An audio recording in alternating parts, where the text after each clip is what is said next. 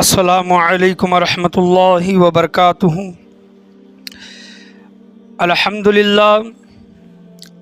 للہ رب العالمین والعاقبۃ للمتقین، الصلاۃ والسلام علی سید الانبیاء والمرسلین وعلی آلہ وصحابہ اجمعین، اما بعد فاعوذ باللہ من الشیطان الرجیم، بسم اللہ الرحمن الرحیم۔ یرفع اللہ الذین آمنوا منکم والذین اوتوا العلم درجات، صدق اللہ مولانا رسولہ النبی الامین المکین الکریم وعلی آلہ الشاہدین والشاکرین والحمد للہ رب العالمین۔ آئیے ہم اور آپ مل کر اپنی غلامی کا ثبوت دیتے ہوئے گنبد خضرا میں آرام فرمانے والے آقا، بے کسوں کے کس بے بسوں کے بس، حضور تاجدار مدینہ سرور و قلب وسینہ جناب احمد مجتبیٰ محمد مصطفیٰ صلی اللہ علیہ وسلم کی بارگاہ گوہربار میں درود و سلام کا ہدیہ نشاور کریں۔ پڑھیے بآواز بلند، اللہم صلی علی محمد وعلی آل محمد وبارک سلم صلی علیہ، الصلاۃ والسلام علیک یا رسول اللہ صلی اللہ علیہ وسلم۔ اور ایک مرتبہ عقیدت و محبت کے ساتھ نبی اور آل نبی کے بارگاہ میں درود و سلام کا ہدیہ نشار کریں، اللہم صلی علی محمد وعلی آل محمد وبارک سلم صلی علیہ، الصلاۃ والسلام علیک یا رسول اللہ صلی اللہ تعالی علیہ وسلم۔ الحمدللہ، آپ کے سوالات کے جوابات کا یہ 11واں ویڈیو بن رہا ہے۔ یہ 11 نمبر کا یہ ویڈیو ہے، موضوع چل رہا ہے آپ کے سوالات کے جوابات۔ اللہ تبارک و تعالی علم والوں کے متعلق، ایمان والوں کے متعلق سورہ زمر 23واں پارہ آیت نمبر 9 میں ارشاد فرماتا ہے، اعوذ باللہ من الشیطان الرجیم، بسم اللہ الرحمن الرحیم، یرفع اللہ الذین آمنوا منکم والذین اوتوا العلم درجات۔ اس کا ترجمہ ہے، اللہ تبارک و تعالی قرآن مجید فرقان حمید میں ارشاد فرما رہا ہے، اللہ جل جلالہ ان کے درجے بلند فرماتا ہے۔ یرفع اللہ الذین آمنوا، اللہ تبارک و تعالی یرفع اللہ ان کے درجے کیا کرتا ہے؟ بلند فرماتا ہے۔ آمنو یعنی جو تم میں سے ایمان لائے، آمنو جو لوگ ایمان لے کر آئے ان کے درجوں کو کیا کرتا ہے؟ اللہ تبارک و تعالی بلند فرماتا ہے۔ اوت العلم درجات، اور جن کو علم دیا گیا، اللہ تبارک و تعالیٰ نے 2 لوگوں کا یہاں پر ذکر کیا، ایک ایمان والوں کا اور دوسرا علم والوں کا۔ اللہ تبارک و تعالیٰ ذکر فرماتا ہے کہ ہم نے ان کے درجات کو بلند کیا، جو لوگ ایمان لے کر آئے اور جن لوگوں نے علم حاصل کیا، جن کو علم اللہ تبارک و تعالیٰ نے عطا فرمایا ہے۔ تو جن کو اللہ تبارک و تعالیٰ نے علم دیا ہے ان کا مقام و مرتبہ بہت بلند ہے۔ ایک جاہل اور عالم کبھی بھی برابر نہیں ہو سکتے، اللہ تبارک و تعالیٰ کے نزدیک کبھی بھی وہ برابر نہیں ہو سکتے۔ علم والوں کا مقام وہ مرتبہ بہت بلند و اعلیٰ ہے، اور علم ہر ایک کے پاس ہونا بہت ضروری ہے۔ بیسک علم تو ہونا بہت ضروری ہے کہ کیا چیز حلال ہے، کیا چیز حرام ہے، کیا چیز صحیح ہے، کیا چیز غلط ہے، مکروہ کیا ہے، حرام کیا ہے، حلال کیا ہے، واجب کیا ہے، فرض کیا ہے، مباح کیا ہے۔ یہ تمام چیزوں کا علم انسان کے لیے، ایک مومن مسلمان کے لیے ہونا بہت ضروری ہے۔ آپ کے سوالات کے جوابات میں آپ ہی کے جو مسئلے مسائل آپ جو لوگ پوچھتے ہیں ان کو نوٹ کر کے جمعہ میں بیان کرنے کی کوشش کی جاتی ہے، تاکہ وہ سوال جو ایک انسان کے ذہن میں پیدا ہوا ہے اس کا جواب ہر ایک کو ملے، ہر ایک کو اس کا علم حاصل ہو سکتا ہے کہ بہت سے لوگ ان سوالوں کے جوابات پہلے سے جانتے ہوں، اور ہو سکتا ہے ایسا ممکن ہے، بہت ممکن ہے بہت سے لوگوں کے دلوں میں یا پھر ذہنوں میں وہ سوالات آئے ہی نہ ہو کہ یہ بھی سوال ہو سکتا ہے، اس کا جواب یہ بھی ہو سکتا ہے۔ اس وجہ سے ان تمام چیزوں کو نوٹ کر کے آپ کے سامنے بیان کرنے کی کوشش کی جا رہی ہے۔ پچھلے ہفتے مزارات کے متعلق، درگاہوں کے متعلق بیان کیا گیا تھا، اس پر تفصیل سے گفتگو ہوئی ہے۔ ایک چیز اس میں رہ گئی تھی پچھلے ہفتے، وہ ایڈ کر کے انشاءاللہ آگے جو مسئلے مسائل ہیں ان کو پیش کرنے کی کوشش کی جائے گی۔ جب ہم کسی درگاہ شریف کی حاضری کے لیے جاتے ہیں، مزار شریف کی حاضری کے لیے جب جاتے ہیں، تب ہم ان کو جو بوسہ جو دیتے ہیں تعظیماً، ایک ان کی چوکٹ چومنا یا پھر جہاں پر ان کا مزار ہے وہاں کی زمین کو چومنا، تو اکثر یہ ہوتا ہے بد مذہب لوگ جو اہل سنت والجماعت سے تعلق نہیں رکھتے، ان کا فرقہ، ان کا طبقہ، ان کا مکتب الگ ہے، تو وہ ایک ٹارگیٹ کرتے ہیں سنی لوگوں کو کہ دیکھو سنی لوگ درگاہ پر جا کر صاحب مزار کو سجدہ کرتے ہیں۔ کیا کرتے ہیں؟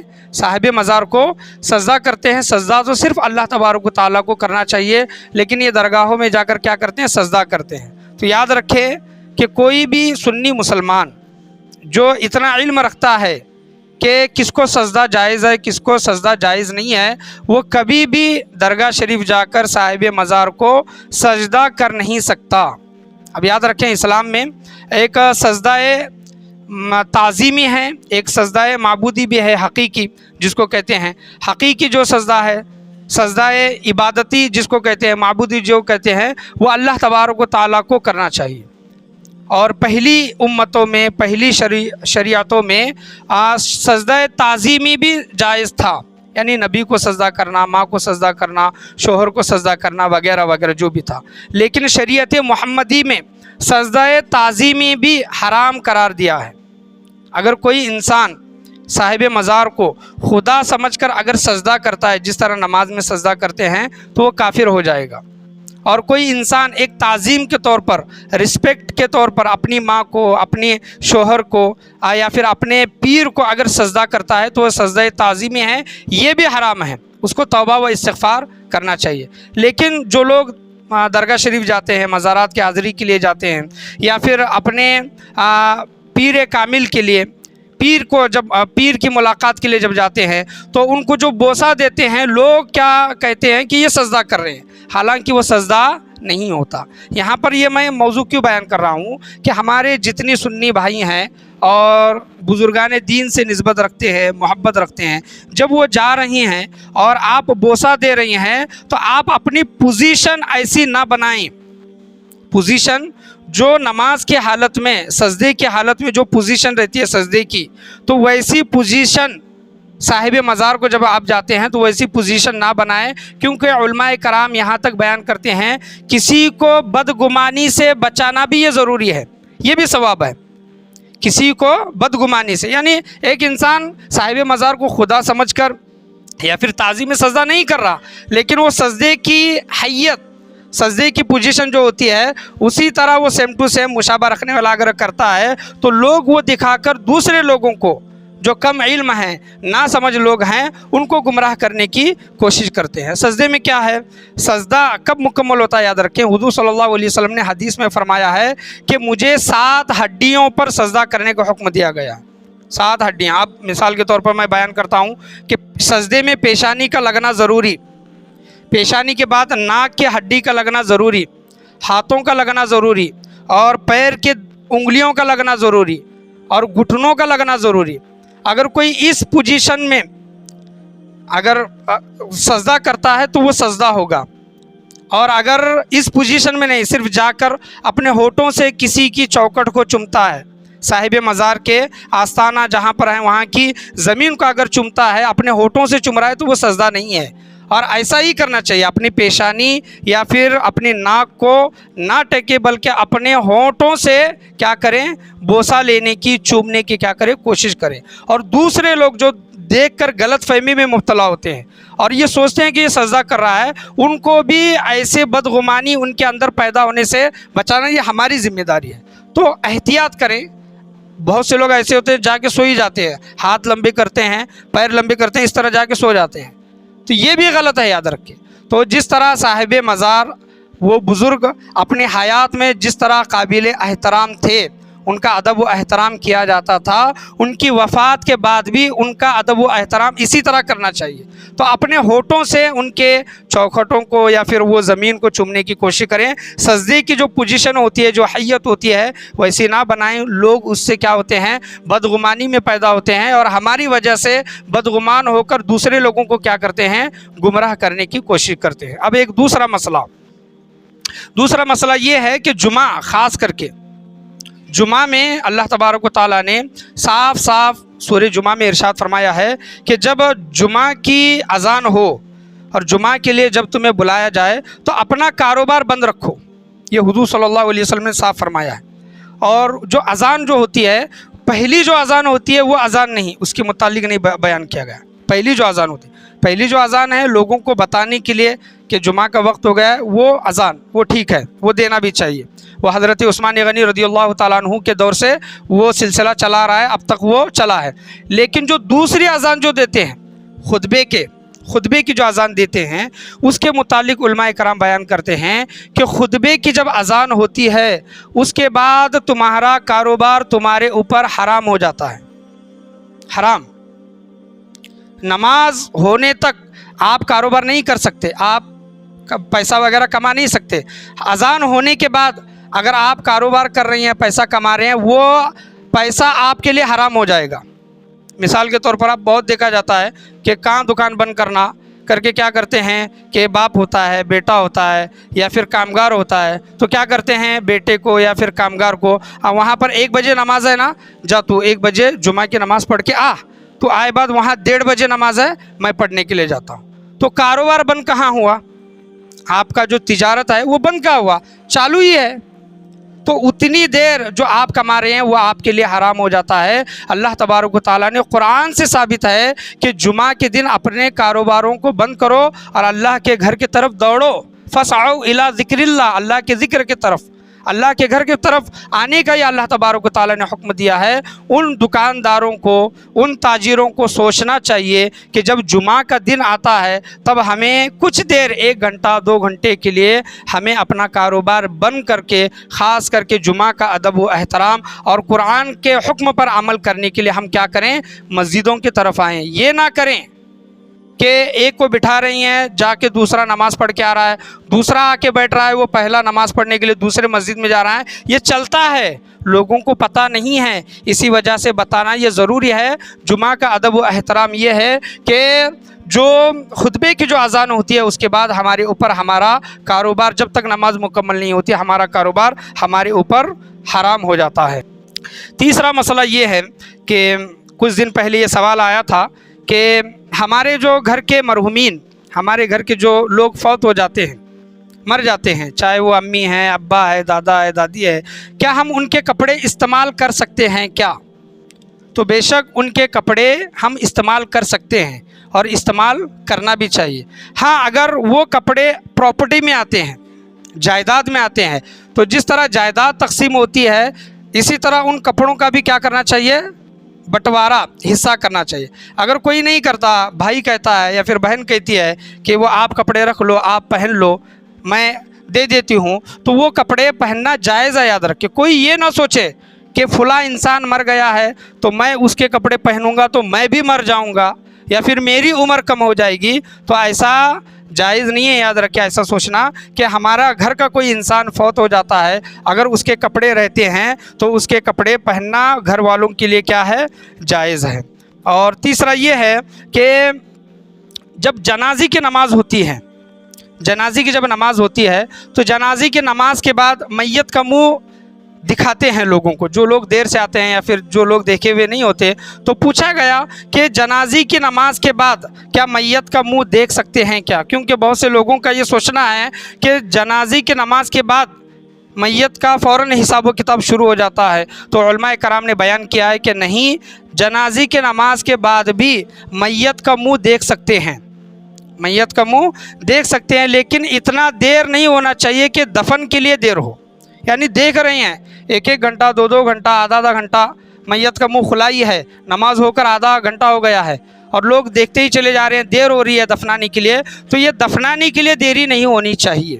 علماء کرام نے یہ چیز بیان کی ہے۔ اور اسی کے متعلق، جو میت کا منہ دیکھنے کے متعلق کہ پوچھا گیا کہ کیا مرد یا پھر عورت کا چہرہ دیکھ سکتے ہیں کیا؟ مرد عورت کا چہرہ یا پھر عورت مرد کا چہرہ دیکھ سکتی ہے کہ یہ سوال پوچھا گیا، تو علماء کرام نے جواب دیا ہے کہ عورت جو ہے مرد کا چہرہ دیکھ سکتی ہے، چاہے وہ مرد محرم ہو یا پھر نامحرم ہو، عورت مرد کا چہرہ دیکھ سکتی ہے۔ علماء کرام نے شرط یہ رکھی ہے کہ نیت اچھی ہو، بری نیت سے نہیں۔ لیکن عورتوں کے لیے اجازت ہے کہ وہ مردوں کا چہرہ کیا کر سکتی ہے؟ دیکھ سکتی ہے، حیاتی میں بھی دیکھ سکتی ہے، لیکن نیت اچھی ہونی چاہیے، نیت بری نہیں ہونی چاہیے۔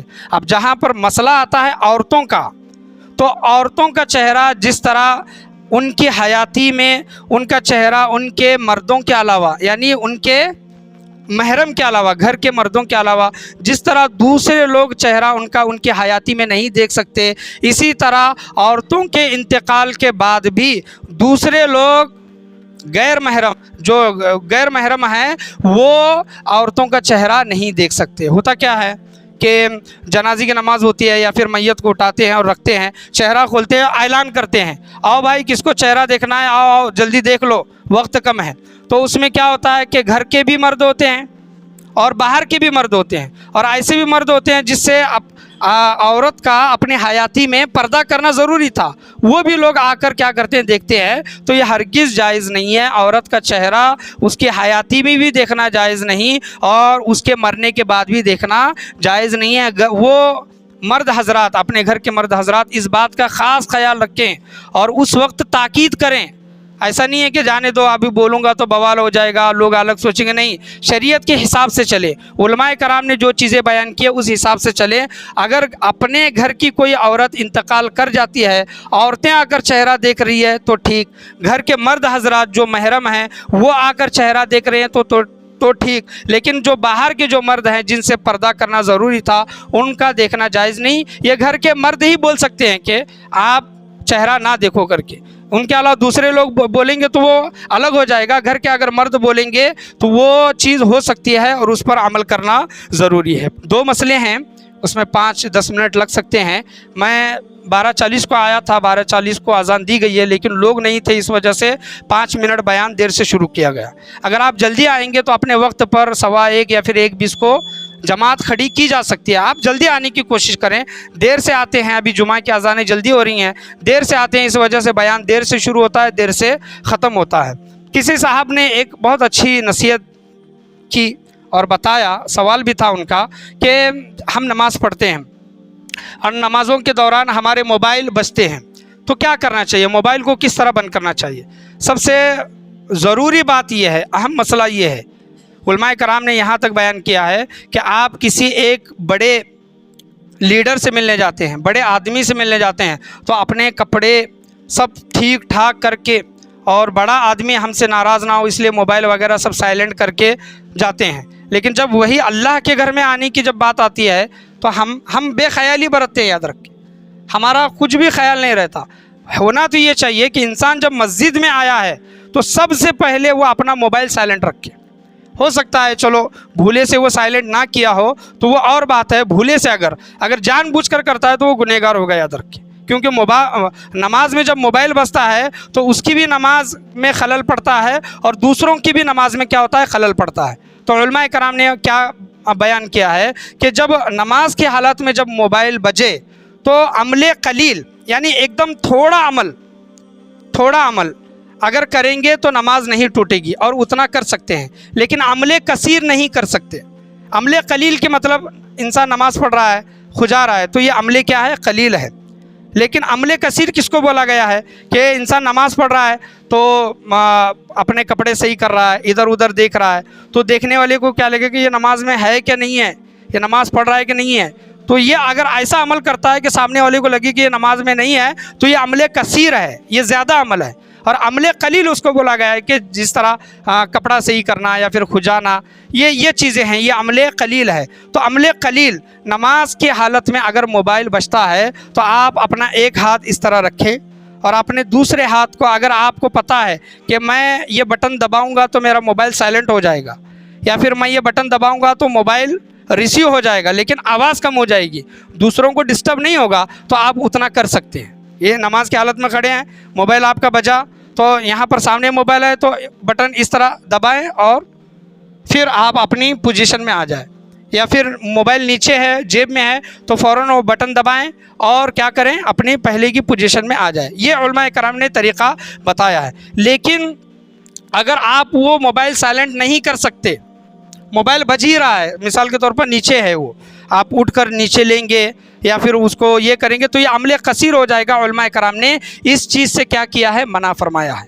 تو اس وقت کیا بولا گیا ہے کہ اگر میوزک لاؤڈ ہے یا پھر گانے وغیرہ لگائے ہیں اور اس لاؤڈ میوزک کی وجہ سے، گانے وغیرہ کی وجہ سے دوسروں کی نماز خلل پیدا ہو رہی ہے، دوسروں کی توجہ ادھر ادھر ہو رہی ہے، تو آپ نماز کو توڑیں، موبائل کو سائلنٹ کریں، پھر بعد میں نماز میں آپ کیا کریں، دوبارہ شامل ہو جائیں۔ یہ علماء کرام نے یہ چیز بیان کی ہے۔ تو سب سے بہترین طریقہ یہ ہے کہ جب آپ نماز کے لیے کھڑے ہوتے ہیں 10 12 15 سیکنڈ آدھا منٹ پہلے آپ دیکھ لیں کہ میرا موبائل سائلنٹ ہے کہ نہیں ہے، اگر نہیں ہے تو اس کو سائلنٹ کر دیں اور اپنے جیب میں یا پھر سامنے رکھیں، اپنے موبائل کی وجہ سے کیا کریں، دوسروں کو ڈسٹرب نہ کریں۔ یہ طریقہ بتایا ہے کہ عمل قلیل کر سکتے ہیں، کہ ایسا عمل کہ فوراً جھٹ سے بٹن دبایا اور فوراً اپنی پہلی کی پوزیشن میں، پہلی کی حالت میں آ گئے، تو یہ جائز ہے۔ ایسا نہیں ہے کہ کچھ لوگ کیا کرتے ہیں کہ موبائل جیب سے نکالتے ہیں، یہ اس طرح دیکھتے ہیں، پھر بٹن دباتے ہیں، پھر جیب میں رکھتے ہیں، تو یہ عمل قلیل ہو گیا۔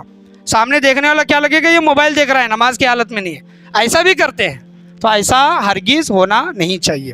آخری ایک مسئلہ ہے، 25 دسمبر آ رہا ہے کرسمس کا، تو اس کے متعلق بولنا ضروری ہے، اور یہ بیان کر کے میں اپنی تقریر کو ختم کروں گا۔ ہمارے بہت سے نوجوان کم علمی کی وجہ سے، ناسمجھ کی وجہ سے، یا پھر دوسروں کو خوش کرنے کے لیے، یا پھر دوسرے ناراض ہوں گے اس وجہ سے، یا پھر اگر میں ہیپی کرسمس نہیں بولوں گا، یا پھر ہیپی دیوالی، ہیپی ہولی وغیرہ نہیں بولوں گا، تو ہو سکتا ہے کہ لوگ میرے دشمن ہو جائیں۔ تو علماء کرام نے یہاں پر بیان کیا ہے کہ آپ ایسے الفاظ یوز نہ کریں، استعمال نہ کریں جس سے آپ ہی پر گناہ صادر ہو، آپ ہی پر کفر صادر ہو۔ میری کرسمس جو بولتے ہیں یا پھر ہیپی کرسمس جو بولتے ہیں، عیسائیوں کا، کرسچن کا یہ عقیدہ ہے کہ جو کرسمس جو مناتے ہیں، ان کا عقیدہ یہ ہے کہ 25 دسمبر کو حضرت عیسیٰ علیہ السلام پیدا ہوئے تھے، اور اس پیدائش کی وہ کیا کرتے ہیں، مبارکباد دیتے ہیں۔ اور اللہ تو قرآن میں کیا فرماتا ہے، سورہ اخلاص میں، قل اللہ میں، لم یلد ولم یولد، اللہ کسی سے پیدا نہیں ہوا اور نہ اللہ سے کوئی پیدا ہوا ہے۔ اللہ کیا فرماتا ہے، نہ میں کسی سے پیدا ہوا، نہ مجھ سے کوئی پیدا ہوا، یہ اللہ تبارک و تعالیٰ فرماتا۔ اور ہمارا عقیدہ بھی یہ ہونا چاہیے، نعوذ باللہ من ذالک۔ عیسائیوں کا عقیدہ یہ ہے کہ حضرت عیسیٰ علیہ السلام اللہ کے بیٹے ہیں، حضرت مریم علیہ السلام اللہ کی بیوی ہے، یہ کہتے ہیں۔ تو یہ عقیدہ غلط ہے، یاد رکھیں۔ جو لوگ یہ کہتے ہیں کہ میری کرسمس، اللہ تبارک و تعالیٰ ان کے متعلق قرآن مجید فرقان حمید میں سورہ مریم 16ویں پارے میں ارشاد فرماتا ہے، میں قرآن کی آیتیں آپ کے سامنے پڑھ رہا ہوں، اسی وجہ سے وقت ہوگا۔ اعوذ باللہ من الشیطان الرجیم، بسم اللہ الرحمن الرحیم۔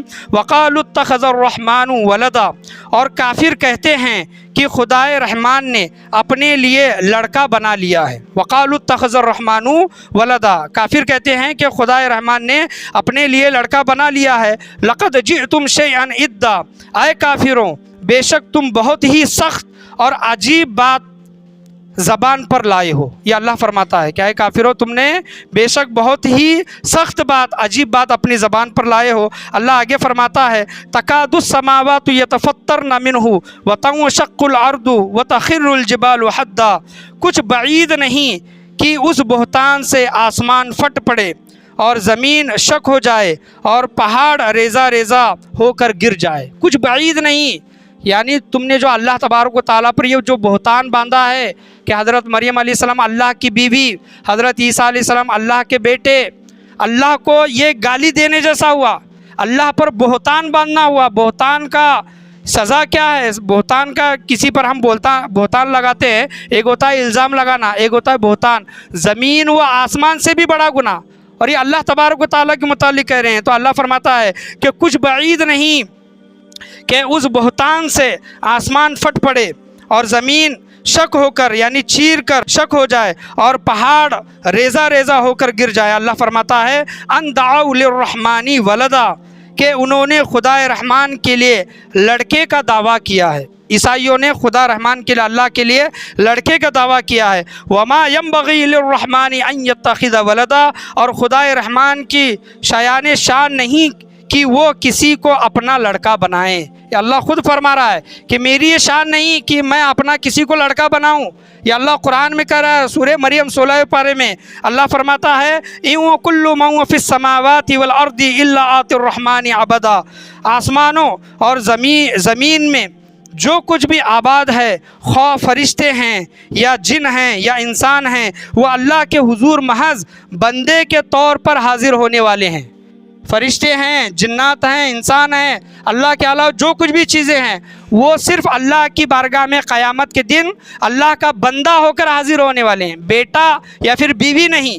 اللہ آگے ارشاد فرماتا ہے لقد احصاهم وعدهم عدا، بے شک اس اللہ نے انہیں اپنے علم کے احاطے میں لے لیا ہے اور انہیں ایک ایک کر کے پوری طرح شمار کر رکھا ہے۔ اللہ تبارک و تعالیٰ نے ان تمام لوگوں کو احاطے میں لے رکھا ہے اور ایک ایک کر کے اللہ تبارک و تعالیٰ نے ان لوگوں کو جو اللہ کا بیٹا ہونے کا جو عقیدہ رکھتے ہیں ان کو شمار کر کے رکھا ہے۔ اللہ فرماتا ہے وَكُلُّهُمْ آتِهِ يَوْمَ الْقِيَامَةِ فَرْدًا، اور اس نے ہر ایک قیامت کے دن اس کے حضور تنہا آنے والا ہے۔ اللہ کی بارگاہ میں ہر ایک کوئی آئے گا، وہ تنہا آئے گا، کسی کو لے کر نہیں آئے گا۔ یا اللہ فرماتا ہے ان الذین آمنوا وعملوا الصالحات سیجعل لهم الرحمن ودا، بے شک جو لوگ ایمان لائے اور نیک عمل کیے تو انہیں خدا رحمان نے ان کے لیے ان لوگوں کے دلوں میں محبت پیدا فرما دے گا۔ یہ اللہ تبارک و تعالیٰ نے نیک لوگوں کے متعلق ارشاد فرمایا ہے۔ تو یہ جو میری کرسمس جو کہتے ہیں، یہ میری کرسمس نہیں کہنا چاہیے، ناجائز و حرام ہے۔ اس کے بدلے آپ کسی آفس میں ہیں، کسی کے ماتحت ہے، کسی کارخانے میں ہے، اگر وہ نان مسلم ہے، اگر آپ اس کو ہیپی دیوالی یا پھر ہیپی ہولی یا پھر میری کرسمس وغیرہ نہیں بولیں گے تو ناراض ہو جائے گا، تو اس کے بدلے علماء کرام نے کچھ اور جملے استعمال کرنے کا حکم دیا ہے جس کے ذریعے آپ کا ایمان خطرے میں نہ پڑے۔ اور جن لوگوں نے ہیپی یا دیوالی، ہیپی ہولی یا پھر میری کرسمس وغیرہ بولا ہے تو وہ توبہ و استغفار کریں، اللہ کی بارگاہ میں رجوع کریں۔ اللہ کی بارگاہ میں دعا ہے اللہ تبارک و تعالی ہم تمام لوگوں کو بولنے سننے سے زیادہ اس پر عمل کرنے کی توفیق اور رفیق عطا فرمائیں۔ آج کے مسئلے مسائل جو کچھ بھی بیان کیے گئے ہیں اللہ تبارک و تعالی ہمیں بولنے اور سننے سے زیادہ اس پر عمل کرنے کی توفیق عطا فرمائیں۔ اللہ تبارک و تعالیٰ کی بارگاہ میں یہی دعا ہے کہ اللہ تبارک و تعالیٰ ہم تمام لوگوں کو اپنے نیک بندوں میں ہمارا شمار عطا فرمائیں اور بولنے سننے سے زیادہ اس پر عمل کرنے کی توفیق عطا فرمائیں۔ لا الہ الا اللہ محمد رسول اللہ صلی اللہ تعالیٰ علیہ وسلم، وآخر دعوانا ان الحمد للہ رب العالمین۔